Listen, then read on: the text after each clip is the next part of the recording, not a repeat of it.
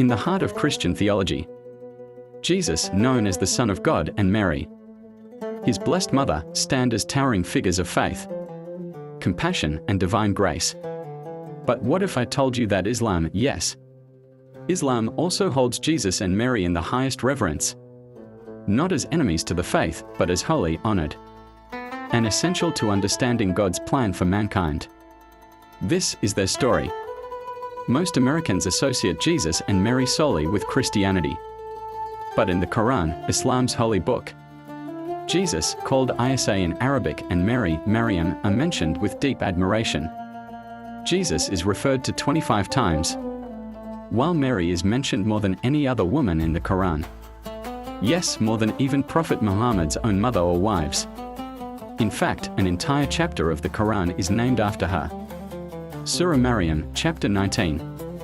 Like Christianity, Islam teaches that Jesus was born of a miraculous virgin birth. The Quran recounts how Mary, a pure and devout woman, was visited by the angel Gabriel, Jibril in Arabic, who brought news of a child conceived not by man, but by the command of God. He said, "I am only the messenger of your Lord to give you news of a pure boy." She said, "How can I have a boy while no man has touched me?" Quran 19:19-20. Muslims believe that Jesus was born without a father, by divine decree, as a sign of God's power. Just as Adam was created without mother or father, Mary is not just a side character in the Quranic narrative. She is called the most chosen woman of all nations. O Mary, indeed Allah has chosen you and purified you, and chosen you above the women of the worlds. Quran 3:42. Mary is honored for her chastity, her unwavering faith, and her courage to endure social shame for the sake of divine truth. To Muslims, she is not just the mother of Jesus. She is a model of righteousness, an example for all believers, men and women alike. Now here's where things differ and converge. In Islam, Jesus is one of the greatest prophets, not the Son of God. He is revered as Al-Masih, the Messiah, born of a virgin, and endowed with miracles from God. The Quran says Jesus healed the blind and the leper. He brought the dead back to life, all by God's permission.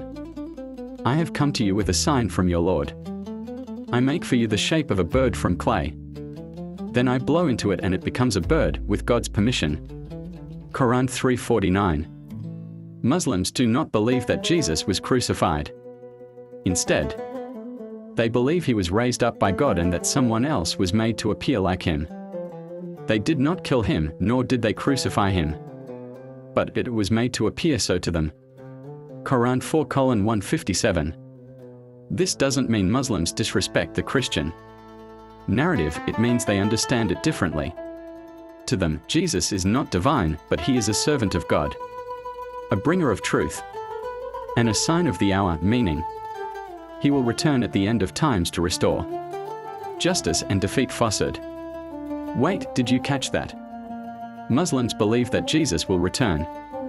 According to Islamic tradition, Jesus will descend near the end of time, not as a new prophet, but to confirm the truth of his original message.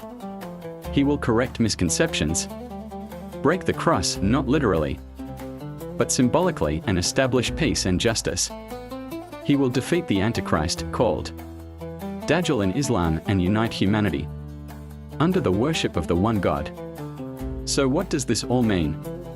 Islam and Christianity may differ on key theological points, especially about Jesus' divinity, but both traditions uphold his miraculous birth, his wisdom and compassion, his healing powers, his return at the end of time, and the special place of his mother, Mary, in a world fractured by division and dogma. These shared beliefs are bridges, not barriers. They remind us that the same God who spoke to Moses, who guided Jesus, also revealed the Quran to Muhammad, peace be upon them all. Whether you're Christian, Muslim, or neither, perhaps the most radical act today is simply to listen, to learn without judgment, to realize that for over 1.9 billion Muslims around the world, Jesus and Mary are not strangers to the faith, but central to it. They pray like Jesus did, bowing, prostrating, praising God alone. They admire Mary's purity, strength, and surrender to God's will. And they await Jesus' return, not to create war, but to bring peace.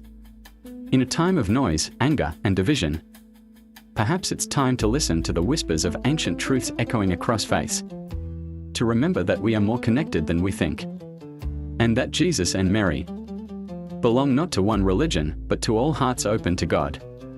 Peace be upon Jesus. Peace be upon Mary. Peace be upon those who seek truth.